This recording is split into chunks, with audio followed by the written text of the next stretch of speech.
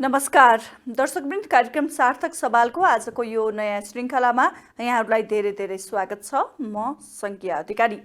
आज सार्थक सवालमा विशेष गरी हामी अर्को विश्व सम्भव छ भन्ने नाराका साथ विश्व सामाजिक मञ्च WSF ले चाहिँ नेपालमा विश्व सम्मेलन गर्दैछ।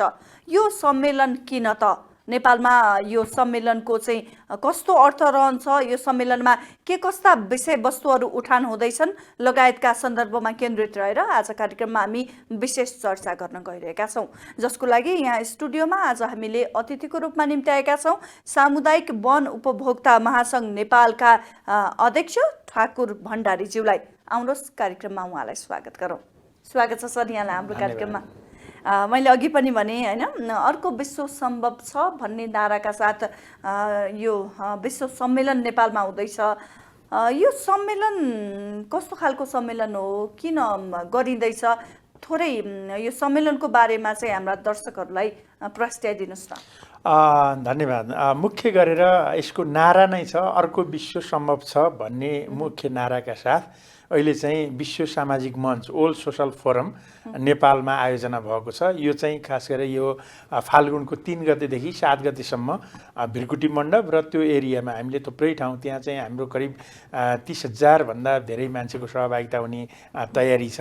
त्यसले गर्दाखेरि हामीले भिरकुटी मण्डपलाई केन्द्र राखेर त्यो वरिपरि हामीले चाहिँ कार्यक्रमहरू विभिन्न कार्यक्रमहरू हामीले गर्दैछौँ 3 गतेदेखि 7 गतेसम्म।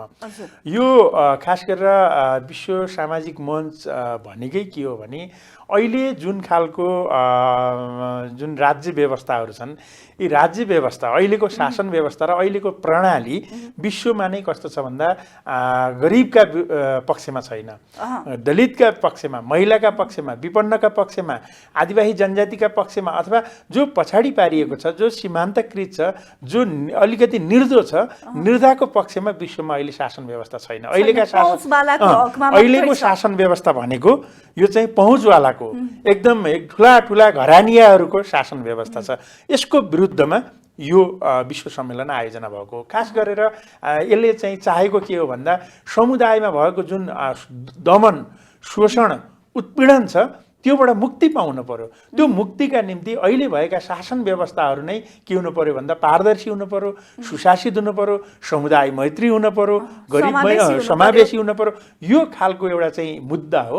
यो मुद्दालाई उठान गर्ने गरी यो कार्यक्रम आयोजना भएको छ र यो चाहिँ विश्वमा अहिले चाहिँ नेपालमा आयोजना भएको छ। यसमा चाहिँ यो नेपालमा आयोजना हुँदैछ, पहिला पहिला अरू देशमा भइसक्यो, विभिन्न देशमा होइन। यो चाहिँ अहिले यो यति हो भन्ने हुँदैन। यो विभिन्न समयमा चाहिँ विभिन्न देशमा चाहिँ यो आयोजना हुन्छ। समय समयमा 3 वर्ष 4 वर्षको बिचमा हुन्छ र अहिले चाहिँ नेपालले यसको आयोजना गर्ने अवसर पाएको छ। यो नेपालका निम्ति एउटा ठुलो अवसर हो। यो चाहिँ नेपालमा चाहिँ विश्वलाई नेपाललाई चिनाउने, नेपालको के छ अवस्था, नेपालको वस्तुस्थिति के हो भनेर चिनाउने एउटा चाहिँ राम्रो अवसर हामीले पाएका छौँ। चाहे त्यो कृषि क्षेत्रमा, चाहे वन वातावरणको क्षेत्रमा, चाहे यहाँको हाम्रो संस्कृति, धर्म, संस्कृति, परम्परा, मूल्य, मान्यता सँग जोडिएको होस्। यो एउटा अर्को हिसाबले पनि यो एउटा अवसर हो। किन भन्दा 100औं देशका मान्छेहरू यो कार्यक्रममा आउने भएको हुँदा यो एउटा ठुलो अवसर हो। र यसले दिने सन्देश भनेको फेरि पनि विश्वमा भएको जुन ज्यादती छ, जुन अन्याय छ, अत्याचार छ, शोषण छ, दमन छ, यसका विरुद्धमा अब विश्व सङ्गठित भएर लाग्नुपर्छ र त्यसको अन्त्य गरेर एउटा चाहिँ समतामूलक समाजको निर्माण गर्ने, समाजमा चाहिँ जुन शोषण, दमन, उत्पीडनको अन्त्य गरेर चाहिँ एउटा चाहिँ सबैको एउटा चाहिँ मान्य हुने शासन व्यवस्थालाई कसरी अगाडि बढाउन सकिन्छ भनेर यसले चाहिँ एउटा सन्देश दिन्छ। त्यसका निम्ति यो सम्मेलन आयोजना गरिएको छ। जस्तो यस्तो महत्त्वपूर्ण एउटा समावेशी र साझा किसिमको चाहिँ विश्व निर्माण गर्ने अथवा चाहिँ सबैलाई चाहिँ समान किसिमको पहुँच पुर्याउने किसिमको चाहिँ विषयवस्तुहरू उठान गरेर यो सम्मेलन हुँदैछ। सम्मेलनमा कुन कुन देशबाट चाहिँ आमन्त्रित हुँदै हुनुहुन्छ व्यक्तित्वहरू होइन, हाम्रा पाहुनाहरू, र लगभग कति जतिको चाहिँ उपस्थिति हुने अनुमान के छ? हामीले काठमाडौँमा चाहिँ पर्सि 30 गते 30,000 कम्तीमा पनि 30,000 मान्छेको सहभागिता हुने हाम्रो तयारी छ। यसमा चाहिँ करिब 100 देशभन्दा धेरैका प्रतिनिधिहरू यहाँ आउनुहुन्छ। भन्दा बढी देशका प्रतिनिधिहरू आउनुहुन्छ। त्यो ढङ्गले तयारी अगाडि बढिरहेको छ र यो हामीले चाहिँ भिरकुटी मण्डपलाई केन्द्रमा राखेका छौँ र हाम्रा त्यहाँ चाहिँ 300 भन्दा बढी इभेन्टहरू विभिन्न कार्यक्रमहरू हुन्छन्।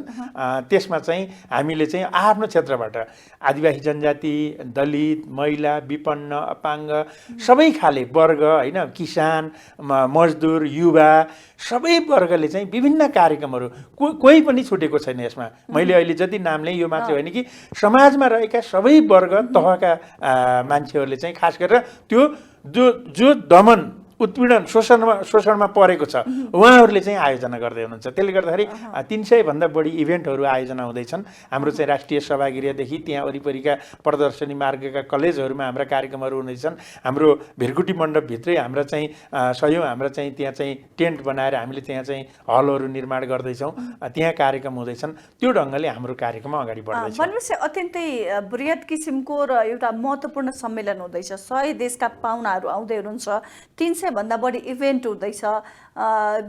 यो ठुलो सम्मेलनले चाहिँ नेपाललाई पुर्याउने एउटा फाइदाको कुराहरू अथवा चाहिँ नेपालले योबाट लिन सक्ने लाभका कुराहरू के हुन सक्छन्? त्यसमा चाहिँ हामीले नेपालले लिन सक्ने लाभको विषयमा पूर्व तयारी केही छ कि छैन? एकदम महत्त्वपूर्ण। यो त मैले अघि भने विश्वभरिको अवस्थाको कुरा गरेँ। नेपालको सन्दर्भमा के हो भने हामीले नेपालमा जुन खालको अहिले भोगिरहेका छौँ शासन व्यवस्था, हामीले सामन्तवादको अन्त्य गऱ्यौँ। हामीले राजालाई सामन्तवादीको अवशेष भनेर भन्यौँ। हामीले राजा फाल्यौँ। त्यसपछि पुँजीवादी व्यवस्था सँगसँगै अगाडि बढ्यो र हामीले संविधानमा के लेख्यौँ भने समाजवाद उन्मुख शासन व्यवस्था भनेर लेख्यौँ। शासन व्यवस्थाका 3टा रूप सामन्तवाद, पुँजीवाद र समाजवाद। यसमा चाहिँ हामीले सामन्तवादको अन्त्य गऱ्यौँ भन्यौँ। यद्यपि सामन्तवादका अवशेष अहिले पनि नेपालमा छ। त्यसपछि हामीले पुँजीवादी व्यवस्थाको अन्त्य गरेर हामी समाजवादी अर्थतन्त्र, समाजवादी शासन व्यवस्थामा जाने कुरा गऱ्यौँ। तर नेपालमा हामीले संविधानको प्रस्तावनामा समाजवाद उन्मुख शासन व्यवस्था भनेर लेखे पनि अहिले नेपाल पुँजीवादी जुन शासनले जगडिएको छ। यहाँ चाहिँ पुँजीपतिहरूले शासन चलाइरहेका छन्। मैले यसो भनिरहेको फेरि सरकारमा जानेहरू म त्यहाँ जोड्दैछु। सरकारमा जानेहरू आफै पुँजीपति छन् छैनन् त्यो दोस्रो विषय हो। तर नेपालको शासन व्यवस्थालाई कसले कब्जा गरेको छ भन्दा पुँजीपतिहरूले, कर्पोरेट हाउसहरूले कब्जा गरेको छ। त्यसकारण अहिले पनि नेपालमा धनी र गरिबको खाडल बढ्दै गएको छ। त्यसैले हामीले त्यसको अन्त्य हुन जरुरी छ। पुँजीवादी शासन व्यवस्थाको पनि अन्त्य भएर समाजवादी शासन व्यवस्था जुन हामीले नेपालको संविधानमा लेखेको कुरा गर्दैछु, मैले संविधानमा नभएको कुरा गर्दै छैन। संविधानमा लेखिएको समाजवादी शासन व्यवस्था भनेको समुदायका गरिब, दलित, विपन्न वर्ग, आदिवासी जनजाति, मुस्लिम, पछाडि पारिएको वर्ग, सीमान्तकृत वर्ग अथवा जुन बलियोले निर्दोला जुन अन्याय अत्याचारमा गरेको छ त्यो अन्याय अत्याचारमा परेको वर्गको शासन व्यवस्था स्थापित गर्ने भन्ने समाजवादी शासन व्यवस्थाको सिद्धान्त हो। त्यसले गर्दाखेरि यो सम्मेलनले नेपालमा आयोजना भइरहँदा हामीले नेपालले चाहिँ ठुलो पाठ सिक्ने के हो भन्दा पहिलो कुरो त हामीले संविधानमा समाजवाद उन्मुख शासन व्यवस्था लेख्यौँ। त्यो आफैमा महत्त्वपूर्ण छ। नेपालको संविधान त्यसैले उत्कृष्ट छ। हामीले त्यहाँ चाहिँ मानव अधिकारका कुराहरूलाई उल्लेख गरेका छौँ। त्यहाँ चाहिँ हामीले थुप्रै हक स्थापित गरेका छौँ। त्यसले गर्दाखेरि जुन समाजवादी शासन व्यवस्था स्थापित गर्ने जुन खालको लक्ष्य छ त्यसलाई अझै प्रभावकारी रूपमा अगाडि बढाउनका निम्ति नेपालमा राजनीतिक पार्टीहरू, विशेष गरेर जुन राजनीतिक पार्टीहरू एउटा चाहिँ हिजोको एउटा ठुलो इतिहास बोकेर आएका छन्, राजनीतिक पार्टीहरूले वास्तवमा भन्ने हो भने नेपालका राजनीतिक पार्टीहरू जुन ठुला राजनीतिक पार्टीहरू जुन शासन व्यवस्था सञ्चालन गरेका राजनीतिक पार्टीहरूको इतिहास हेर्ने हो भने उहाँहरूको समाजवाद उन्मुख शासन व्यवस्था गर्ने इतिहास नै हो। तर उहाँहरू पनि त्यो राजनीतिक पार्टी, राजनीतिक नेतृत्व पनि अहिले चाहिँ त्यो पुँजीवादी शासन व्यवस्थाबाट फड्को मार्न सकेको छैन, त्यही अल्झिरहेको छ। त्यसले गर्दाखेरि सिङ्गो शासन व्यवस्थालाई नै परिवर्तन गर्नका निम्ति उहाँहरूलाई पनि एक खालको यसले चाहिँ गाइड गर्न सक्छ। यो सम्मेलनले सन्देश दिन सक्छ र समुदायमा भएका जुन अन्याय अत्याचारमा परेका, शोषण दमनमा परेका जुन समुदायहरू छन् उनीहरूले पनि हाम्रो हक, हाम्रो अधिकार नेपालमा मात्रै होइन है, विश्व समुदायले हाम्रो अधिकारको बारेमा बोलेको छ। हामी जुन अन्याय अत्याचारमा परेका छौँ यो चाहिँ हामी मात्रै होइन, विश्वमा हामी जस्ता धेरै अन्याय अत्याचारमा परेका रहेका समुदायहरू छन्। अब हामी सङ्गठित रूपमा अगाडि बढ्न सक्यौँ भने हामीले अर्को विश्व निर्माण गर्न सक्छौँ भनेर मुख्य नारामै अर्को विश्व सम्भव छ भनेर जुन कुरा लेखियो, त्यसैलाई नेपालको सन्दर्भमा चाहिँ एउटा चाहिँ महसुस गर्ने, शासनमा बस्नेहरूलाई, राजनीतिक नेतृत्वलाई महसुस गराउने र अन्याय अत्याचारमा दमनमा परेकाहरूले चाहिँ आफूलाई चाहिँ अलिकति अब हामी अगाडि बढ्न सक्छौँ है भन्ने एउटा विश्वास जगाउने हिसाबले चाहिँ यो सम्मेलनले चाहिँ सन्देश दिन सक्छ भन्ने मलाई विश्वास छ। जस्तो अध्यक्षज्यूले जुन किसिमको परिवर्तनको कुरा गर्नुभयो, जुन किसिमको एउटा उदाहरण दिनुभयो राजनैतिक पार्टीको अथवा चाहिँ हाम्रो सिस्टमको कुरा गर्दा, त्यसो भए परिवर्तन सम्भव होला? हाम्रो अहिले शासन व्यवस्था चलाइरहनु भएका व्यक्तिहरूले चाहिँ यो कुरालाई मनन गर्नु होला? सम्भव छ। किन सम्भव छ भने मैले भने राजा फाल्यौँ। राजा भनेको अत्यन्तै निरङ्कुश पञ्चायती व्यवस्था, हामीले राणाकाल फाल्यौँ, राजा फाल्यौँ। त्यो निरङ्कुश व्यवस्था त हामी फाल्न सफल भयौँ भने हामी अहिले चाहिँ लोकतान्त्रिक गणतन्त्रमा छौँ। हामीले संविधानमा मैले अघि भनेको समाजवाद उन्मुख शासन व्यवस्थाको कुरा लेखिसकेका छौँ। त्यसले चाहिँ कानुनी वैधता पाइसकेको छ। त्यसकारण राजनीतिक नेतृत्वमा समस्या के हो भन्दा उहाँहरू चाहिँ राजनीतिक पार्टी र राजनीतिक नेतृत्वहरू फेरि पनि पुँजीवादी शासन व्यवस्था, पुँजीवादी अर्थतन्त्र, पुँजीवादीहरूको घेराभित्र उहाँहरू चाहिँ जगडिनु भयो। उहाँहरू त्यो पुँजीवादीहरूभन्दा बाहिर निस्कन सक्नु भएको छैन। त्यसले गर्दाखेरि अहिले उहाँहरूले गर्ने निर्वाचन प्रक्रिया, उहाँहरू छनौट हुने प्रक्रियामा चाहिँ पुँजीवादी अर्थतन्त्र, पैसा खर्च नगरिकन केही हुन सक्दैन। जब पैसा खर्च गरेर नेतृत्वमा आउँछ त्यसपछि ऊ पैसा कमाउनका निम्ति जे पनि गर्छ भन्ने खालको जुन एउटा चाहिँ स्थापित गर्नुभयो त्यो गलत थियो, गलत छ। सिद्धान्त नै बिर्साइदियो हो। त्यसले गर्दा त्यसको अन्त्य गरेर हामीले चाहिँ एउटा चाहिँ समुदायमा भएको, हामीले शासन गर्न खोजेको कलाई, हामीले देशको विकास गर्न खोजेको कलाई हो भन्दा समुदायमा रहेका पछाडि पारिएका जुन वर्गहरू छन् उनीहरूलाई अगाडि ल्याउनु नै यो आन्दोलनको, यो अभियानको मुख्य उद्देश्य भएको हुँदा यसले चाहिँ स्वभावैले राजनीतिक नेतृत्वलाई प्रभाव पार्छ, राजनीतिक पार्टीहरूमा प्रभाव पार्छ र सम्भव छ, गर्न सकिन्छ। किनभने हामीले राणा शासनको अन्त्य गरेका छौँ, निरङ्कुश पञ्चायत व्यवस्थाको अन्त्य गरेका छौँ र हामीले बहुदल ल्याइसकेपछि पनि यो बहुदलीय व्यवस्था पनि समुदायको पक्षमा भएन भनेर हामीले लोकतान्त्रिक गणतन्त्र स्थापना गरेका छौँ। त्यसकारण नेपालमा धेरै सम्भावना छ, त्यसका निम्ति हामी अगाडि बढ्न सक्छौँ। परिवर्तन पक्कै पनि सम्भव छ। जस्तो अब अलिकति फेको फनको कुरा गरौँ। अब तपाईँहरू त लागिरहनु भएको छ स्थानीय स्रोत साधनमा, प्राकृतिक जुन स्रोत साधन छ त्यसमा स्थानीय समुदायले बढीभन्दा बढी प्रयोग गर्ने, उनीहरूको चाहिँ अधिकार स्थापित गर्ने कुराहरू, र त्यसमध्ये पनि सीमान्तकृत दलित पिछडिएका वर्गले चाहिँ प्राकृतिक स्रोत साधनबाट बढी फाइदा लिउन् भनेर तपाईँहरूले वकालत गर्दै आइरहनु भएको छ। यसपटकको यो विश्व सम्मेलन त त्यस्ता समुदायको लागि झनै महत्त्वपूर्ण रहने हुँदा फेको फनले चाहिँ यो सम्मेलनमा कस्तो भूमिका खेल्दैछ, कसरी आफूलाई चाहिँ प्रतिनिधित्व गर्दैछ? यसमा सामुदायिक वन उपभोक्ता महासङ्घ नेपाल यो आन्दोलनमा किन सामेल भयो भने सामुदायिक वन उपभोक्ता महासङ्घ नेपालले उठाएका मुद्दाहरू यो आन्दोलनसँग जोडिएका मुद्दाहरू हुन्। त्यसले गर्दाखेरि हाम्रा छुट्टै मुद्दा होइनन्। त्यसले गर्दाखेरि सामुदायिक वन उपभोक्ता महासङ्घ नेपाल यो वर्ल्ड सोसल फोरम विश्व सामाजिक मञ्चमा सहभागी भएर नेपालमा चाहिँ त्यो चाहिँ समन्वय समितिमै रहेर हामीले काम गरिरहेका छौँ र हामीले खास गरेर यो 3 देखि 7 गतेसम्म हुने जुन वर्ल्ड सोसल फोरम छ यसमा चाहिँ हाम्रो सामुदायिक वन उपभोक्ता महासङ्घ नेपालले छुट्टै इभेन्ट पनि आयोजना गरेको छ। हामीले चाहिँ प्राकृतिक स्रोतमा चाहिँ स्थानीय समुदायको अधिकार विश्व सम्मेलन भनेर एउटा इभेन्ट आयोजना गरेका छौँ। त्यो के हो भने अहिले नेपालको प्राकृतिक स्रोतमा जुन ढङ्गले हस्तक्षेप भइरहेको छ, जल जङ्गल जमिनमा जुन ढङ्गले निजी क्षेत्रले हस्तक्षेप गरेको छ, जुन ढङ्गले बाह्य पक्षले हस्तक्षेप गरेको छ, त्यसको विरुद्धमा सामुदायिक वन उपभोक्ता महासङ्घ नेपाल छ। हामीले जल जङ्गल जमिन स्थानीय समुदाय मालिक हो, विशेष गरेर वन क्षेत्रमा उपभोग गर्न पाएका छैनन्। त्यसले गर्दाखेरि हामीले के भनेका छौँ भन्दा जल जङ्गल जमिनमा चाहिँ स्थानीय समुदायको अधिकार सुनिश्चित हुनुपर्छ, हाम्रो यो मुख्य एजेन्डा हो। मात्र भइरहेछन् अहिले त मानव वन्यजन्तु द्वन्द्वको नाममा होस् अथवा अरू नाममा स्थानीय समुदाय पीडित हुने, त्योबाट लाभमा चाहिँ वञ्चित हुने। म त्यहाँ आउँदैछु। त्यसले गर्दाखेरि हामीले चाहिँ स्थानीय समुदायको अधिकार स्थापित गर्नका निम्ति विशेष गरेर वन क्षेत्रमा चाहिँ हामीले चाहिँ सामुदायिक वन उपभोक्ता समूहहरू जुन अरूभन्दा अलिकति अलिकति अधिकार सम्पन्न, अरूभन्दा अलिकति समुदायले व्यवस्थापन गरेर चाहिँ वन क्षेत्र विस्तार भएको छ, वातावरण संरक्षण गरेको छ होइन, पानीका मुहानदेखि लिएर थुप्रै कुरामा जुन खालको जैविक विविधता, जङ्गली जनावर होइन, अरू वनस्पतिहरूको जुन संरक्षण भएको छ, अब त्यसको भरपुर उपयोग स्थानीय समुदायले लिनुपर्छ। त्यसका निम्ति हामीले चाहिँ यो एउटा इभेन्ट आयोजना गरेका छौँ र हामीले यसमा चाहिँ अब सामुदायिक वनलाई अझै अधिकार सम्पन्न बनाउनका निम्ति अहिले जुन खालका हस्तक्षेपहरू छन् ती हस्तक्षेपहरूको अन्त्य गर्नका निम्ति सामुदायिक वन मात्रै होइन, अहिले तपाईँले चाहिँ निकुञ्जको नाममा राष्ट्रिय निकुञ्ज तथा वन्यजन्तु संरक्षण ऐन 2029 छ, त्यसले मान्छे देख्दैन, त्यसले खालि जनावर मात्रै देख्छ। हामीले त्यसको खारेजीको कुरा गरेका छौँ। मैले नेपालको सन्दर्भको कुरा गर्दैछु।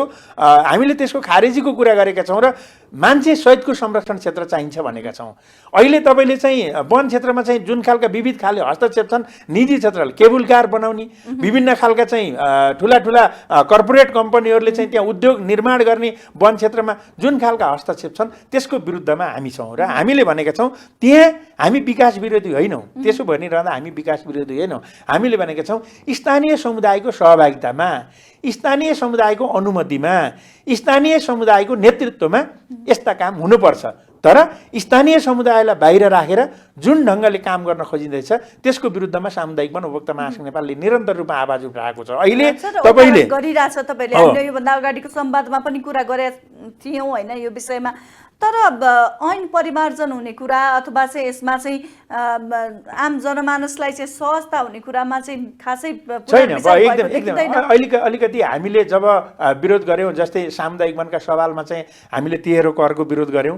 तिहेरो करको विरोध गरिसकेपछि हामीले सामुदायिक वन उपभोक्ता समूहहरूले सर्वोच्च अदालतमा मुद्दा हाल्नुभयो। मुद्दा हालिसकेपछि सम्मानित सर्वोच्च अदालतलाई म धन्यवाद दिन चाहन्छु। सम्मानित सर्वोच्च अदालतले अहिले स्टे अर्डर जारी गरेको छ सामुदायिक वनबाट प्रदेश सरकारहरूले कर नलिनु भनेर। प्रदेश सरकारहरूले त्यो स्टे अर्डरलाई पनि नमानिसकेपछि हामीले फेरि प्रदेशहरूमा आन्दोलन गऱ्यौँ र अहिले प्रदेश सरकारहरूले चाहिँ ल त्यो सर्वोच्च अदालतको निर्णयलाई कार्यान्वयन गर्नु भनेर अहिले समुदायमा पत्र पठाइरहेको अवस्था छ। त्यस्तै हामीले चाहिँ जङ्गली जनावरको हकमा चाहिँ अहिले गाउँमा चाहिँ बाँदरले बस्न दिएको छैन, तराईमा बाघले मान्छे मारिरहेको छ, बँदेलको आतङ्क छ, नीलगाईको आतङ्क छ, दुम्सीको आतङ्क छ, चितुवाको आतङ्क छ। यो आतङ्क अन्त्यको निम्ति हामीले भन्यौँ सरकारलाई अब जनावर मार्न पाउनुपर्छ। हामीले इकोसिस्टममा के हुन्छ भन्दा कुनै चिज धेरै भयो भने कुनै चिजको त्यसलाई घटाउनुपर्छ, कुनै चिज कमी छ भने त्यसलाई बढाउनुपर्छ। हामीले अहिले सरकारसँग जनावर कि त सरकारले जिम्मा ल्याऊ, होइन भने अब समुदायलाई जङ्गली जनावर मार्न जिम्मा देऊ भनेर हामीले अहिले यो एडभोकेसी गरिरहेका छौँ, वकालत गरिरहेका छौँ। सरकार बाघलाई डबल बनाउने भन्छ, बाघले मान्छे खायो भने के भन्छ भन्दा मान्छे किन जङ्गल गएको भनेर जवाब दिन्छ। मैले ती मान्छेहरूलाई प्रश्न गर्ने गरेको छु, तिमीहरू एक दिन गएर जङ्गलको छेउमा बस अथवा तिम्रो परिवारको एकजना सदस्यलाई बाघले खायो भने स्थिति के हुन्छ?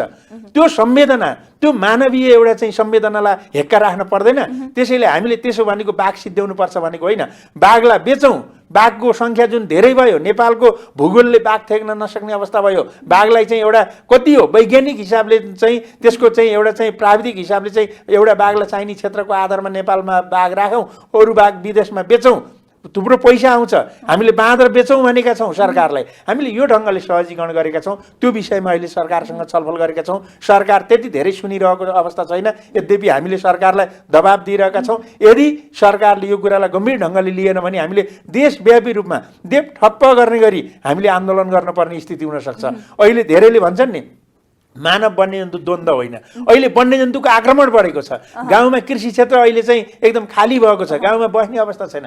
यो ढङ्गले हामीले छलफल चलाइरहेका छौँ। अहिले सामुदायिक वनका विधान र कार्ययोजनाको समय सकिएको छ। ती कार्ययोजनाहरूको त्यसलाई रिन्यू गर्ने कुरामा चाहिँ सरकारसँग हामीले छलफल गरिरहेका छौँ। यस्ता यावत विषयमा हामीले अहिले सरकारसँग छलफल गरिरहेका छौँ। केही हदसम्म केही प्रक्रियाहरू अगाडि बढेका छन्, यद्यपि पूर्णता छैनन्। त्यसका निम्ति यो आन्दोलनले, यो अभियानले, अहिलेको यो विश्व सम्मेलनले पनि त्यस्ता कुरामा चाहिँ अझै सशक्त, अझै प्रभावकारी रूपमा चाहिँ अगाडि बढाउन सकिन्छ भन्ने उद्देश्यका साथ हामी अगाडि बढिरहेका छौँ। एकदमै महत्त्वपूर्ण विषयवस्तु, अहिलेको जल्दो बल्दो विषयवस्तु यहाँले उठाइरहँदा तपाईँहरूले यो फेको फन्डले पनि छुट्टै इभेन्ट आयोजना गर्ने विश्व सम्मेलनमा भनिरहँदा यी विषयवस्तुहरू ती इभेन्टमा चाहिँ तपाईँहरूले उठाउँदै हुनुहुन्छ। कस्ता कस्ता व्यक्तित्वहरू हुनुहुन्छ यो विषयमा चाहिँ वक्ताको रूपमा, अथवा चाहिँ यो विषयलाई उठान गर्ने सन्दर्भमा चाहिँ तयारी के कस्तो छ त्यो पनि बताइदिनुहोस्। हामीले खास गरेर विषयवस्तुमा सबै क्षेत्र समेट्ने गरी हामीले वक्ताहरू प्रतिनिधित्व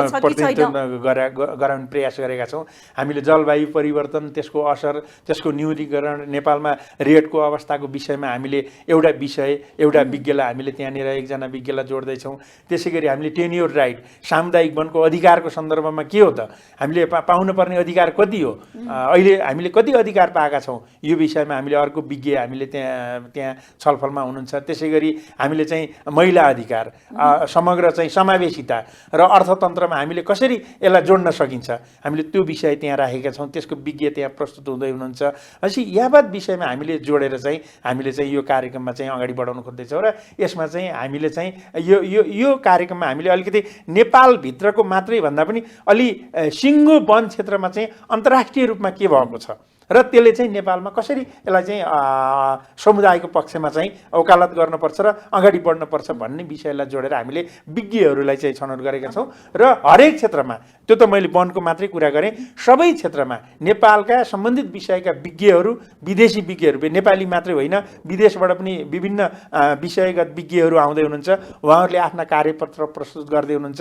हामीले त्यो विषयलाई छलफल गराउँदैछौँ र त्यो छलफलबाट आएका निष्कर्षहरूलाई भोलिका दिनमा हरेक देशले, विश्वका आफ्नो देशले आफूलाई चाहिने जुन निष्कर्षहरू छन् त्यसलाई लिएर चाहिँ त्यहाँ एडभोकेसी गर्ने, पैरवी गर्ने र अगाडि बढाउने हिसाबले चाहिँ अगाडि बढेका छौँ। र नेपालको सन्दर्भमा पनि हामी त्यही ढङ्गले अगाडि बढिरहेका छौँ। भनेपछि यो सम्मेलनबाट 100 भन्दा बढी देशको चाहिँ कतिपय राम्रा सिकाइका कुराहरू पनि त्यहाँ सेयर होलान् होइन? त्योबाट, त्यो निष्कर्षबाट हामीले पनि नेपालमा चाहिँ राम्रा अभ्यासहरू लागू गर्ने अथवा चाहिँ कसरी वन तथा वातावरण क्षेत्रको संरक्षण अथवा वन्यजन्तुको चाहिँ व्यवस्थापनका कुराहरू होलान्। भोलि नीति निर्माण तहले त्यो विषयलाई सिको गर्न सक्छ। एकदम धेरै राम्रा विषय आउँछन्। किन भन्दा यहाँ आउने भनेका राम्रा विषय, समुदायका पक्षमा आउने विषयहरू हुन्। ती विषय सरकारका निम्ति, राजनीतिक नेतृत्वका निम्ति, नागरिक सङ्गठनका निम्ति, सबै क्षेत्रका निम्ति एउटा चाहिँ एकदम सिकाइको रूपमा एउटा एकदम अध्ययन गर्ने विषय र हामी अगाडि बढ्नका निम्ति एउटा मार्ग निर्देशन गर्ने हिसाबले चाहिँ प्रस्तुत हुँदैछ। यसमा वन तथा वातावरण मन्त्रालयले चाहिँ यो सम्मेलनलाई कुन रूपमा लिएको छ, उहाँहरूको उपस्थिति कस्तो रहला? यसमा अब सरकारको औपचारिक रूपमा अब कार्यक्रममा उपस्थिति छैन। यद्यपि उहाँहरूले चाहिँ अब सहयोग गर्नुभएको छ। सरकारले यो ओल्ड सोसल फोरम नेपालमा आयोजना गर्नका निम्ति सरकारको तर्फबाट एक खालको जुन विदेशी पाहुनाहरू आउने कुरामा अध्यागमनमा सहयोग गर्ने कुराहरू भए, हामीले यहाँ अरू ट्राफिक, यहाँको अरू व्यवस्थापनको कुरामा, हरेक कुरामा उहाँहरूले सहयोग गर्नुभएको छ। यद्यपि उहाँहरूको औपचारिक इन्भल्भ चाहिँ यो कार्यक्रममा छैन र कुनै देशको पनि त्यस्तो त्यो देखिँदैन। हजुर, जस्तो अब यो यति ठुलो सम्मेलन हुँदैछ, सम्मेलनको हामी नजिकिँदो समयमा छौँ। सबै कार्यक्रम हेरिरहेका दर्शकहरूलाई सम्मेलनको विषयमा अरू थप जानकारी, अरू थप केही प्रस्ट्याउन चाहनुहुन्छ भने? एकदमै अहिले यो जुन 3 गतेदेखि 7 गतेसम्म जुन खालको विश्व सामाजिक मञ्च नेपालमा हुँदैछ, ओल्ड सोसल फोरम, यसका निम्ति म सबै समुदायलाई, जो हामी अहिले चाहिँ एउटा अधिकारका निम्ति अगाडि बढिरहेका छौँ, आन्दोलन गरिरहेका छौँ, पैरवी गरिरहेका छौँ, हामी सबै सकेसम्म काठमाडौँमा सहभागी हौँ। यदि काठमाडौँमा सहभागी हुन सकिएन भने सम्बन्धित टोलमा, सम्बन्धित वडामा, सम्बन्धित पालिकामा, सम्बन्धित जिल्लामा, सम्बन्धित प्रदेशमा चाहिँ आफ्ना कार्यक्रमहरू त्यहाँ आयोजना गरौँ, छलफल चलाउँ र हामी अहिले चाहिँ हाम्रो अवस्था के छ, हामीले पाउनुपर्ने अधिकार के हो, अधिकार कहाँ वञ्चित भएको छ, यो विषयमा त्यहाँका नागरिक सङ्गठनहरू, सरकारवालाहरू, सरकारी गैर सरकारी निकायहरू बसेर छलफल गर्ने परिपाटीलाई व्यापक रूपमा अगाडि बढाउँ, ताकि तत्त ठाउँमा पनि नेपालका हरेक कुना कुनासम्म यो सन्देश जाओस्। यसले गर्दाखेरि भोलि अन्तर्राष्ट्रिय समुदायमा छलफल गर्नका निम्ति पनि यसले एक खालको नेपालमा चाहिँ यो खालको अवस्था छ है भनेर एउटा सिकाइ हुनसक्छ, पहिलो कुरा। दोस्रो कुरा, हामीले चाहिँ हाम्रो यसलाई चाहिँ अलिकति हाम्रो नेपालको संस्कृति, परम्परा, मूल्य, मान्यतासँग पनि जोडिएको हुँदा हामीले आउने विदेशी पाहुनाहरूलाई चाहिँ हाम्रो संस्कृति, हाम्रो मूल्य, मान्यता, परम्परालाई अलिकति देखाउने गरी हाम्रा व्यवहारहरूलाई चाहिँ प्रयोग गरौँ। हामीले आदर, सम्मान, सत्कार गर्ने कुराहरूलाई चाहिँ त्यो ढङ्गले गरौँ। किनभने धेरै मान्छेहरू नेपालमा आउँदै हुनुहुन्छ, इन्डियाबाट, बोर्डरबाट, हाम्रा त्यहाँबाट पनि आउँदै हुनुहुन्छ भने जहाँ जहाँ हामी भेट्छौँ, हामीले नेपालको एउटा पहिचान, नेपाल भनेको एउटा सभ्य देश हो, नेपाल भनेको चाहिँ एउटा चाहिँ इतिहास बोकेको, परम्परा बोकेको देश हो, त्यहाँबाट हामीले धेरै सिक्न सकिन्छ है भनेर हाम्रा कामहरूलाई पनि त्यो ढङ्गले अगाडि बढाउँ। मिडिया क्षेत्रले पनि यसलाई चाहिँ त्यही ढङ्गले अगाडि बढाउन सकारात्मक ढङ्गले अगाडि ल्याउँ। म यही शुभकामना, यही सन्देश दिन चाहन्छु। चाहन्छु। हस्, महत्त्वपूर्ण विचार र समयको लागि धन्यवाद छ र सम्मेलनको विषयमा अन्य जानकारीहरू र फेकोपनको विषयमा पुनः हामी अर्को संवादमा फेरि पनि कुराकानीमा जोडिने नै छौँ। हस्, धन्यवाद अध्यक्ष। नमस्कार। दर्शकवृन्द, यही फागुन 3 गतेदेखि अर्को विश्व सम्भव छ भन्ने नाराका साथ विश्व सामाजिक मञ्चले नेपालमा गर्न लागेको विश्व सम्मेलनको सन्दर्भमा केन्द्रित रहेर सामुदायिक वन उपभोक्ता महासङ्घ नेपालका अध्यक्ष ठाकुर भण्डारीज्यूसँग यो सम्मेलनकै सन्दर्भमा सम्मेलन के हो, यसले चाहिँ के कस्ता विषयवस्तुहरू उठान गर्दैछ र यसको नेपालमा यसले पार्ने प्रभावको सन्दर्भमा केन्द्रित रहेर आज सार्थक सवालमा विशेष चर्चा गर्यौँ। यो कुराकानीसँगै कार्यक्रमबाट दर्शकहरूमाझ हामी बिदा हुन चाहन्छौँ। हवस् त, नमस्कार।